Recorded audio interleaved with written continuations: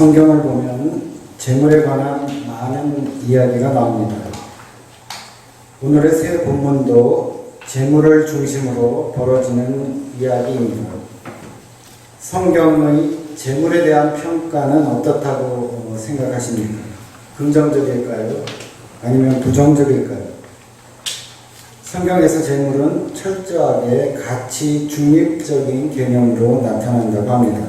재물 그 자체로는 긍정적이지도 않고 부정적이지도 않은데 그것을 어떻게 사용하느냐에 따라 선한 결과 혹은 악한 결과를 맺게 하는 수단이 될 수 있다는 것입니다. 성경을 보면 재물에 대해 약 3,000번 정도 언급합니다. 이는 재물이 우리의 영적 영역과 얼마나 밀접하게 연관되는지를 보여주는 단적인 증거라고 할 수 있습니다. 재물과 우리의 영적인 삶은 별개의 분리된 영역이 아니라 이 둘은 어떻게 보면 공동 운명체와 같은 성격을 지니고 있다고 성경은 말하고 있습니다. 즉, 재물에 대해 어떤 태도를 지니고 어떻게 사용하느냐에 따라 우리의 영적인 삶 또한 그에 따라 귀결된다는 것을 성경은 말씀하고 있습니다. 예나 지금이나 재물은 우리의 삶과 아주 밀접하게 연관되어 있습니다. 재물이 있고 없음에 따라 우리의 가장 기초적인 생존의 문제에서부터 보다 인간적인 삶의 질의 문제까지 좌우되기 때문입니다. 그래서 우리는 재물에 대해서 여러 가지 생각을 하게 됩니다. 다다익선이라고 특히 재물, 부에 있어서는 많으면 많을수록 좋다는 것이 일반적인 생각이라고 할 수 있습니다. 가난한 사람은 물론이거니와 부자들도 자신이 지니고 있는 부에 대해 만족하는 경우는 드문 것 같습니다. 부라는 것은 굉장히 상대적인 것이기 때문입니다. 스스로 부자라고 생각하십니까? 당대 최고의 부자였던 넬슨 록펠러는 인간의 이러한 마음을 매우 분명하게 보여줬다고 합니다. 어떤 기자가 록펠러에게 안락하게 살기 위해서는 돈이 어느 정도 필요하다고 생각하느냐고 질문했습니다. 록펠러는 내가 현재 가진 것보다 조금 더 많이요 라고 대답했다고 합니다.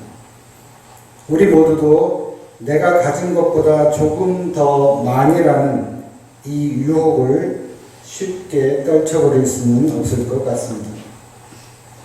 그러나 다른 한편으로 오늘 디모데전서 6장 7절의 말씀처럼 우리는 아무것도 세상에 가지고 오지 않았으므로 아무것도 가지고 떠날 수가 없습니다. 재물이 아무리 많더라도 우리가 세상을 떠날 때에는 단돈 10원짜리 동전 하나도 가져갈 수가 없습니다.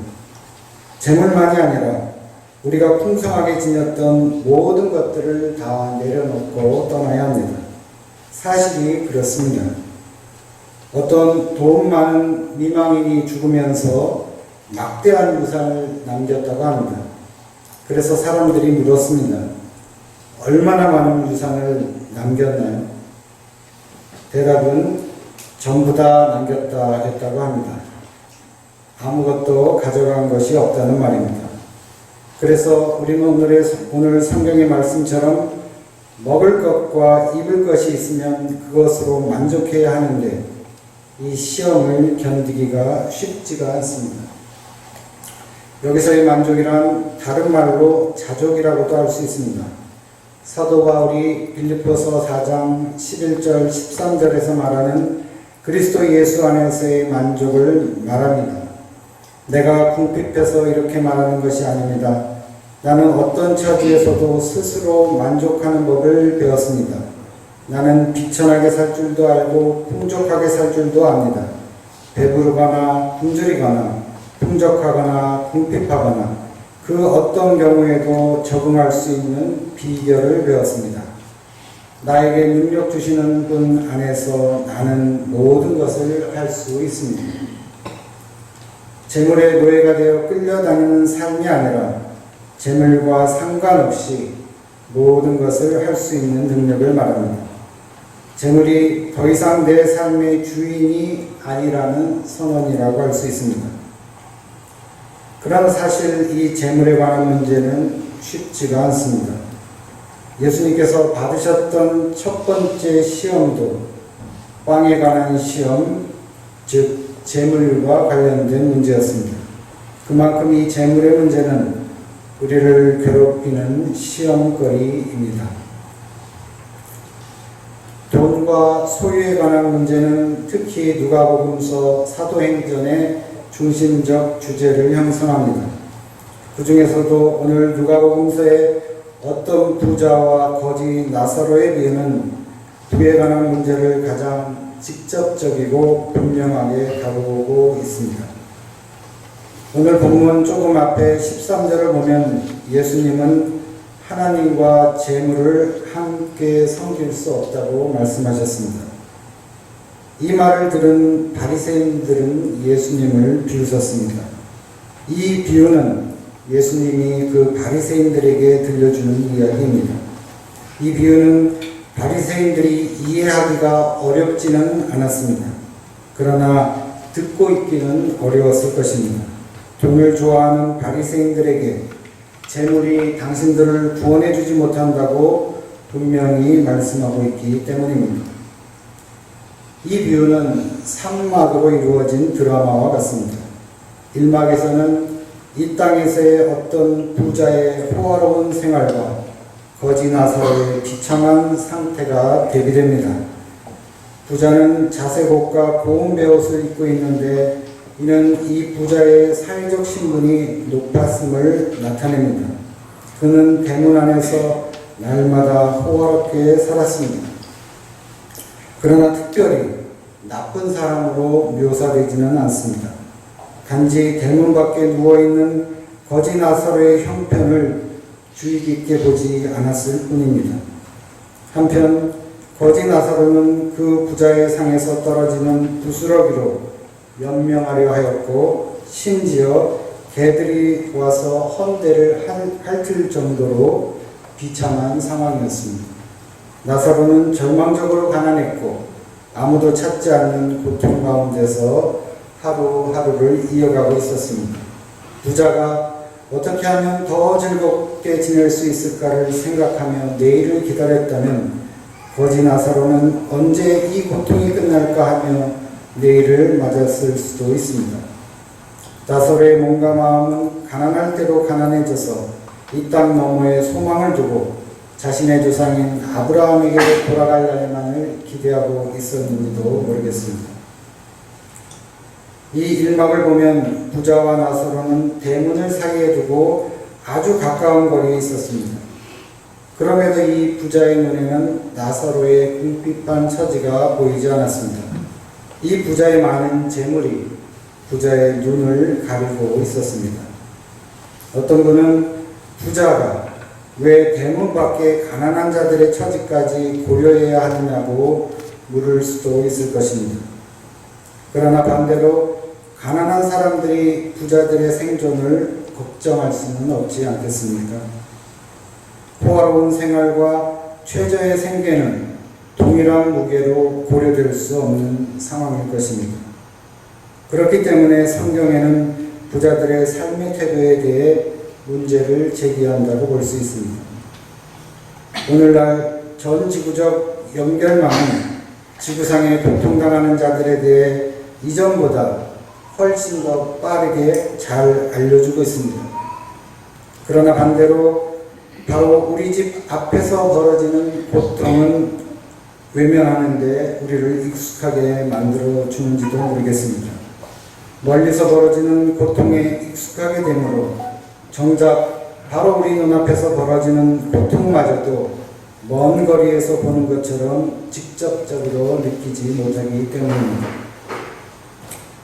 이제 2막이 되면 두 사람은 모두 죽어서 새로운 국면을 맞게 되었습니다.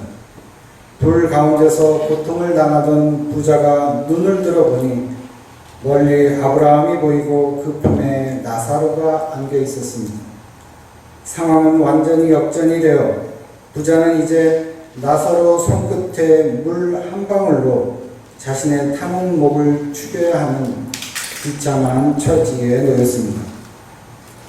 자신의 뒤바뀐 처지를 이해하지 못하는 부자에게 아브라함은 그 까닭을 다음과 같이 설명해 주었습니다. 얘야, 되돌아보아라. 네가 살아있을 동안에 너는 온갖 호사를 다 누렸지만 나사로는 온갖 괴로움을 다 겪었다. 그래서 그는 지금 여기서 위로를 받고 너는 고통을 받는다. 살아있을 동안에, 기회가 있을 동안에 마땅히 행해야 할 선을 외면했기 때문에 지금 너는 그에 따른 대가를 지불하고 있다는 말입니다. 직접적으로 나사로를 괴롭히는 적극적인 악행을 저지르지는 않았지만 비참한 처지에 있는 사람들을 돌보지 않는 소극적인 악행도 심판의 대상이 될 수 있다는 것입니다. 오늘 디모데전서 6장 18절은 이 세상의 부자들에게 선을 행하고 좋은 일을 많이 하고 아낌없이 베풀고 즐겨 나누어 주라고 말씀합니다. 이것이 이 세상의 부자들 앞날을 위하여 든든한 기초를 쌓아 참된 생명에 이르는 방법이라는 것입니다. 그리고 보다 앞쪽 10절을 보면 돈을 사랑하는 것이 모든 악의 뿌리입니다 라고 말씀하면서 재물을 사랑하다가 빠지게 되는 악에 대해서 경고하고 있습니다. 오늘 아모스서의 말씀은 이에 대한 적절한 예라고 할 수가 있습니다. 아모스가 예언자로 활동한 시대는 BC 8세기 북이스라엘 왕국의 여로보암 2세 말년의 때입니다. 이때는 북왕국 이스라엘이 역사에 있어 전성시대였으며 가장 평화롭고 가장 번영한 시대였습니다. 여로보암 왕 이전의 왕들을 괴롭히던 전쟁도 다 끝났고 국가의 안전을 위협하는 일은 없어졌습니다. 자연자원도 개발이 되어 물질적으로는 어느 시대보다도 번영을 누리고 있었습니다. 그러나 이러한 이스라엘의 표면상의 평화와 번영과는 달리 그 내면을 들여다볼 때 이스라엘은 결코 건강한 상태에 놓여 있지 않았습니다. 국가의 부는 공정하게 분배되어 있지 않았습니다. 어떤 사람들은 그들의 분에 넘치도록 소유하였고 또 어떤 사람들은 최저의 생계를 위한 필수품조차 얻을 수가 없었습니다.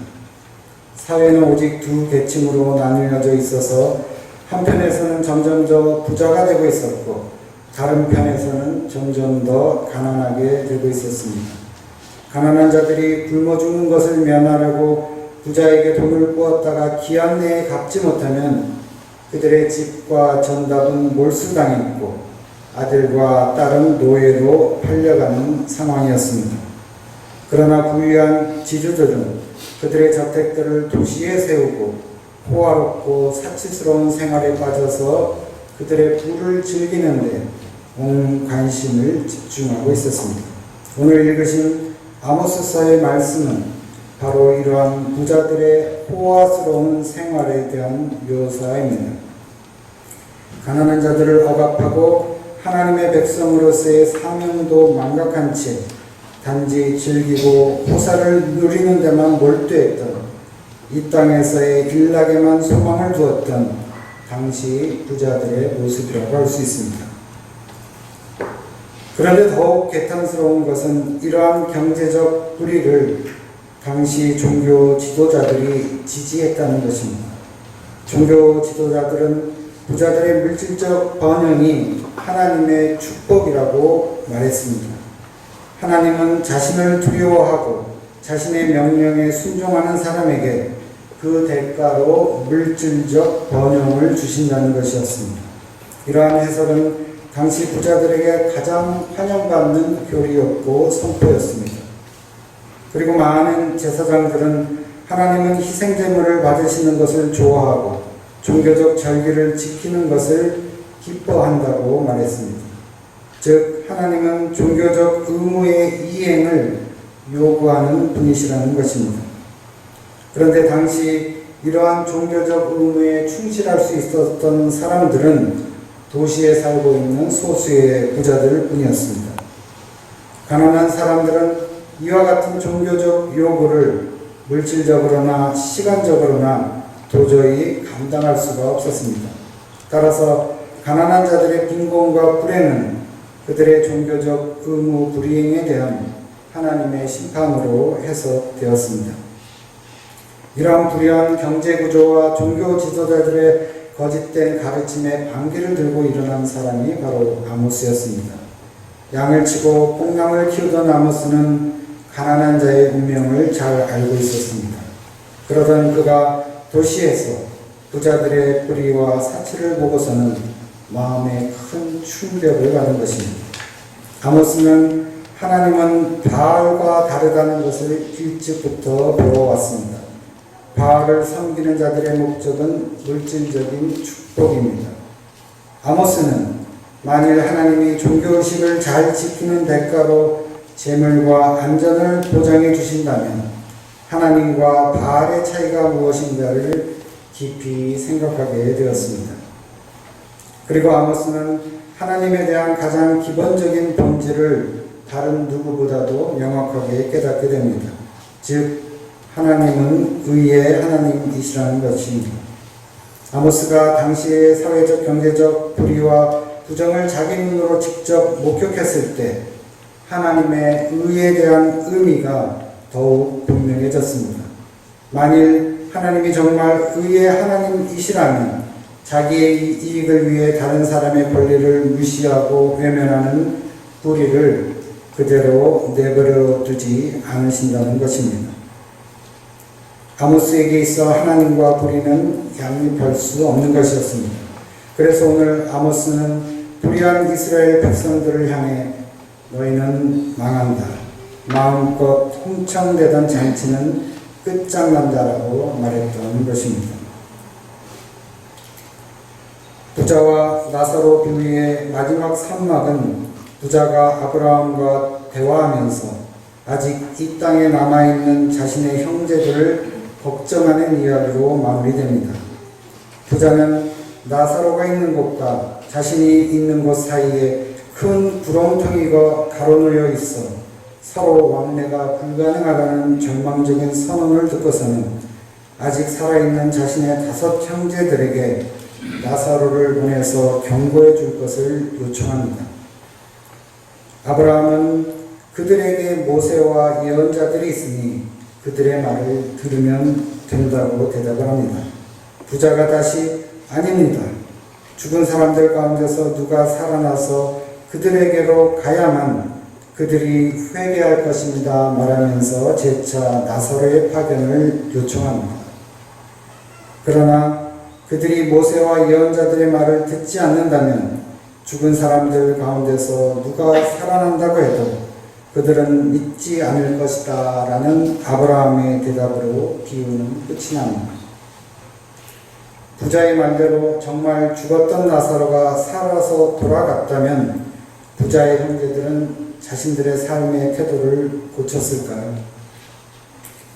나사로가 다시 살아나도 부자의 형제들은 그가 거지인 나사로라는 것과 그가 부자의 메시지를 전달하러 왔다는 것을 믿어야 합니다. 그러나 이것은 하나님이 모세와 예언자를 통해 말씀하셨다는 것을 믿는 것보다 더 믿기 어려울 수도 있습니다. 하나님의 말씀을 믿지 못하는데 다른 무엇을 믿을 수가 있겠습니까? 이제 말씀을 정리하겠습니다. 이 땅에서는 부자 혹은 가난한 자는 추상적인 개념이 아니고 대문을 사이에 두고 안과 밖에 사는 구체적인 인간들입니다. 언제든 대문을 통해 서로 관계할 수 있는 아주 가까운 사이입니다. 그러나 오늘 성경을 보면 반대로 하늘에서 부자와 가난한 자는 추상적인 개념이 되었고 큰 구렁을 사이에 두고 더 이상 관계할 수 없는 별개의 인간들로 묘사되었습니다.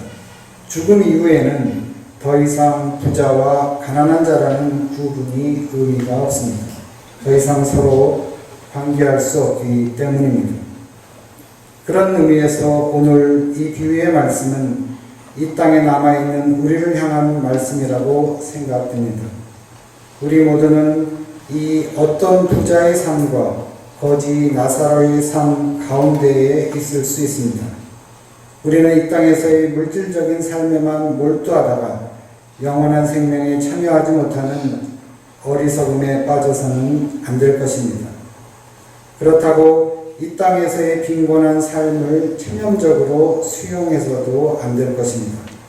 우리는 오늘 성경에 어떤 부자가 되기를 바라지도 않지만 그렇다고 거지 나사로가 되기를 원하지도 않을 것입니다. 이 비유의 끝은 큰 구렁텅이로 갈라진 두 세계의 극단적 분리입니다.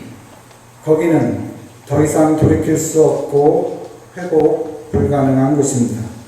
그러나 우리는 다행히 아직 이 세상에 있습니다. 우리에게는 아직 시간이 있습니다. 대문 안과 밖으로 구분된 경계를 허물고 믿음의 선한 싸움을 싸울 시간이 남아 있습니다. 이 시간은 은혜의 시간이요 기회입니다. 문제는 우리가 우리의 소망을 어디에 두느냐입니다. 돈으로 대표되는 이 땅의 것에만 소망을 둔 사람은 유혹과 올무와 여러 가지 어리석고 해로운 욕심에 떨어지기가 쉽습니다. 이런 것들은 사람을 파멸과 멸망에 빠뜨립니다. 오늘 성경은 우리를 교만하게 만드는 덧없는 재물에 소망을 두지 말고 오직 우리에게 모든 것을 풍성히 주셔서 즐기게 하시는 하나님께 소망을 두라고 말씀합니다. 재물에만 소망을 두는 사람은 그 재물 때문에 많은 어려움을 겪게 되지만 모든 재물의 주인이 되시는 하나님께 소망을 둔 사람은 모든 것을 풍성히 즐기게 된다는 말씀입니다. 재물만을 탐하다가 하나님을 잃어버리는 사람은 결국 모든 것을 잃어버리게 됩니다. 그러나 하나님께 소망을 둔 사람은 하나님께서 우리에게 주시는 궁극적인 선물, 즉 이 땅에서 시작해서 영원으로 이어지는 참된 생명을 선물로 받게 됩니다. 선을 행하고 좋은 일을 많이 하고 아낌없이 베풀고 즐겨 나누어 주는 것, 이는 하나님께 소망을 둔 믿음의 부자들이 할 수 있는 능력입니다. 그리고 이 능력은 하나님께서 우리에게 주시는 은혜입니다.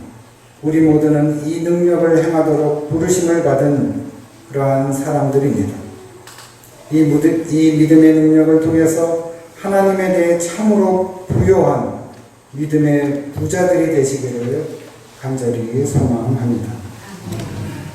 묵상기도 드리시겠습니다.